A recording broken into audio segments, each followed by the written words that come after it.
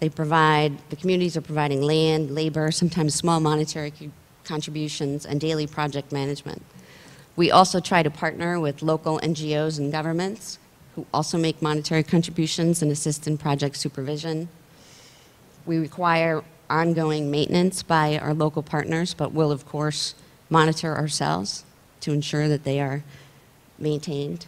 And we, of course, try to leverage our strong partners and scale repeatable initiatives. We started in Central America, where we've been very fortunate to partner with a major player in the region, one of the largest banks, Bach Credematic, which is now at least a GE majority-owned company, and certainly one of the best things that came out of my 10 years with GE. They have added a community development plank to their corporate social responsibility platform to work with us and are assisting us in vetting our projects and our partners and funding a significant % of our first projects in each country. But I think more importantly, it's a major regional player with the knowledge of the community and the expertise that the doctor talked about, and with now major skin in the game. Next. We've taken that further. I want as many people as I can to have skin in the game. So in Guatemala, for example, we have partnered with the municipality to build 3 classroom schools in the Mayan villages. Again, the villages are providing the labor and the land, and the municipality is contributing roughly 45% of the materials costs. And we will have our first 2 schools construction completed this May in time for our first anniversary. Similarly, in Honduras, we're partnering with a wonderful network of orphanages called Nuestros Pequeños Hermanos, and creating a water recycling system that will allow the orphanage to not only protect the environment by recycling 10,000 gallons a day of water, but to deploy the recycled water to grow crops for livestock and redeploy clean water to grow more fruits and vegetables for the orphanage.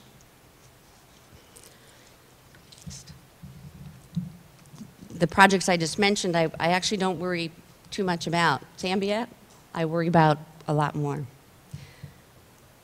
Our first project there is in Mukasanga, which is a very, very remote village, where there are about 300 kids crossing through crocodile-infested waters just to get to and from school every day. This was shocking to me when I first heard about it. I've since learned that it's not an uncommon problem in Africa at all. The kids clearly want this project. We did focus groups in the village. The kids not only want this bridge, but they've identified another river crossing in the area that they're concerned about. The adults, it's a lot less clear. Under heavy influence from the only potential source of employment nearby, a high-end luxury tour operator, they actually asked us to consider a different project, which was to install a solar-powered fence around the village to keep the animals out. Now, when I was there, I noticed that they already had a solar-powered fence, and I learned that villagers were cutting the wires to create snares to kill the very animals that it was designed to protect. Fortunately, that project priced way out of our price range, and so we won't be going forward with that, but we're going to go forward slowly with the bridge building project to make sure that the community is ready to accept and embrace and that this is a priority of theirs. Finally, I think in order to be sustainable as an organization, we have to measure our results, not only our organizational results, but our project-specific results. How many children are really staying in school through middle school now as a result of the new school in the village? How many are boys, how many are girls? What has the impact of this new water recycling system been? Has it in fact increased the agricultural yield, and how has that impacted the orphanage?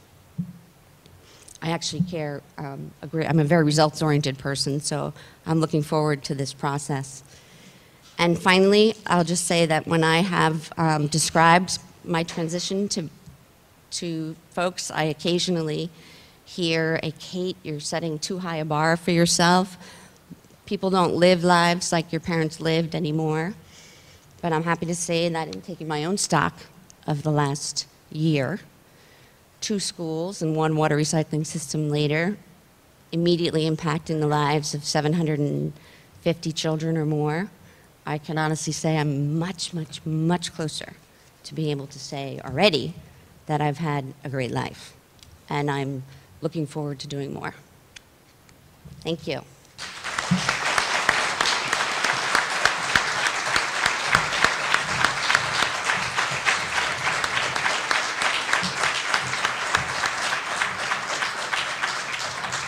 Good morning, everybody. It's nice to be here. Beautiful campus, beautiful room. Thank you, Eric, for inviting me, and thanks to ISE for sponsoring this event. I'm going to challenge you to think about the concept of sustainability, because that's what we're here to talk about, right? We're here to talk about sustainability. Now, the other speakers have talked about aspects of it and how to make things more sustainable.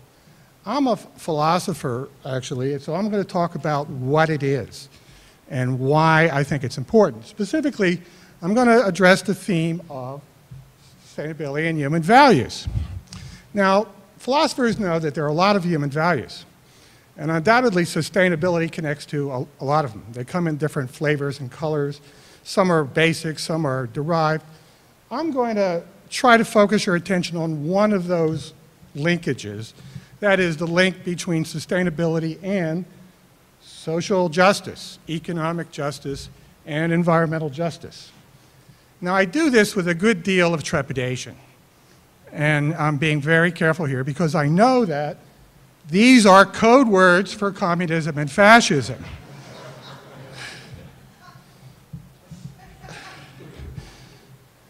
However, I want to try to rescue these concepts from the lies and distortions of demagogues like Beck, and try to convince you that considerations of justice, particularly of fairness, are really one of the roots of the idea of sustainability. In particular, I want to show that the idea we have of sustainability, both in its social aspect, its environmental aspect, and in its intergenerational aspect, are related closely to the idea of fairness. And we can understand that relationship most precisely through the idea of exploitation. So I'm going to give you a little analysis of that concept. Here's a standard definition of sustainable development from Our Common Future, the first big report on this. And that's widely accepted as a good way of understanding what sustainability is or what sustainable development is. We also talk about sustainable use. It means only taking advantage of natural resources up to the point where the rate of consumption equals the rate of restoration or replenishment. However, we can almost always recognize unsustainable use when we see it. So here are some examples of unsustainable use.